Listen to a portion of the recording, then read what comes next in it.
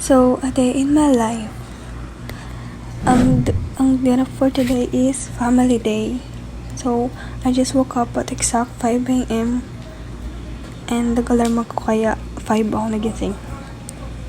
So, unang ginagawa po sa umaga, hinugasan ko po yung face ko para malinis na mawala yung mga muta ko bago po ako kumain.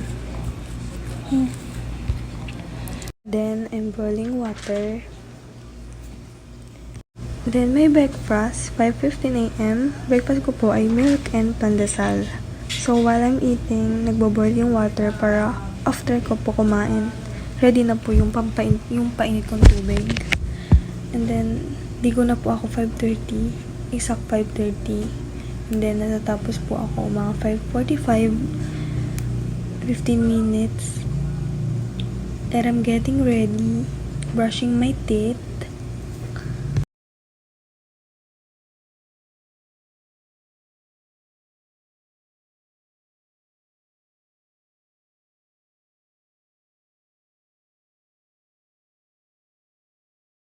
Then, putting any skincare on my face because it's really matter for myself, for me, for my skin.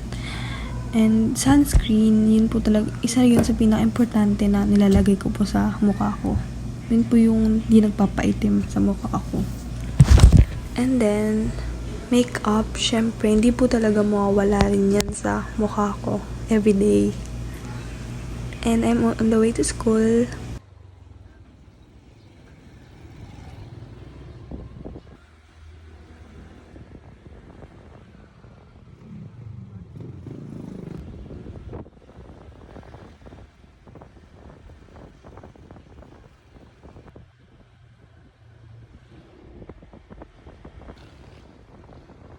So, I'm here at school na po. And the marching bands are getting ready na at 7 a.m. Start na.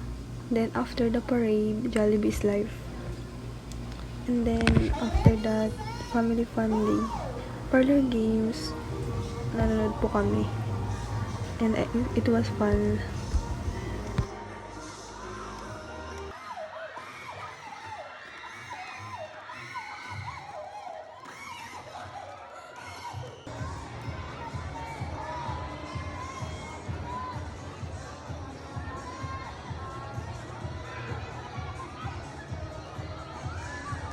Then, we're watching from morning to until it ends. So, ang init po. Alam niyo ba yun?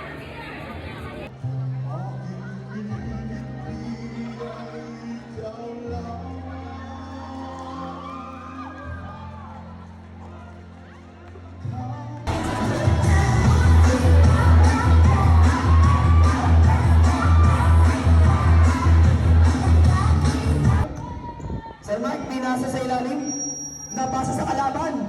Yun lang. Ngayon, paisa.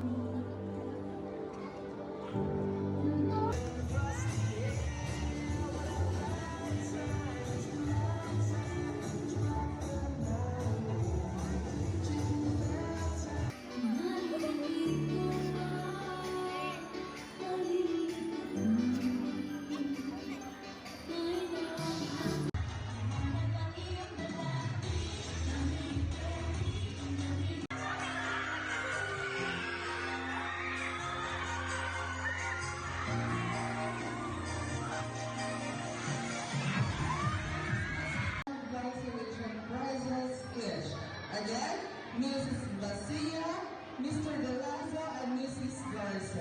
Congrats sa mga nanalo. Purple team yung nag-champion. Rose Pink first, Green team second, and Navy Blue third place. Congrats, and we did our best. I'm having a dinner. May spaghetti na luto ng tito ko after a tiring day. Yeah. And then, getting ready to sleep, brushing my teeth again.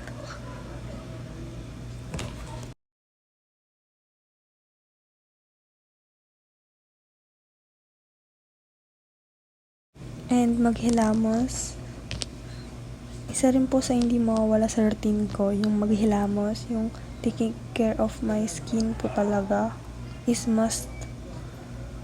And yan po, Eskinol na gusto sa akin na ni mama, ng lola ko po. Gusto niya po ipagamit sa akin yan. And yeah, effective naman. It's my time to sleep. And then, di na po ako talaga ako makapagpuyat dahil sobrang inaantok na ako ng maagang oras pa lang dahil sa maagang pagigising araw-araw. My realizations for today, not just today, in the past few days, it's been so hard. I went through with it. Sobrang nakakapagod. And nasasabi ko sa sarili ko na hindi ko na kaya. But I realized na bawat araw ang lumilipas, kinakaya ko. Na lumalaban ako, yun ko po na-realize na talagang kaya ko kahit na sobrang negative po ng utak ko. Kaya kinaya ko po, yun po yung na-realize ko. Ang natutunan ko po sa araw na ito, at hindi lang po sa araw na ito, sa mga nakarang araw rin po, gaya ng kanina na sa mga realizations ko. Ang natutunan ko po is gaano man kahirap, gaano man natin isakripisyo yung luha at pawis natin sa bagay, hindi talaga natin pwedeng sukuan kung ano man yung pangarap natin. Hindi natin pwedeng sukuan ng ganun-ganun na lang, na isang pagod lang, suko na agad. It's a no, and continue kung ano man po yung kinakapaguran yun at kung anong dahilan.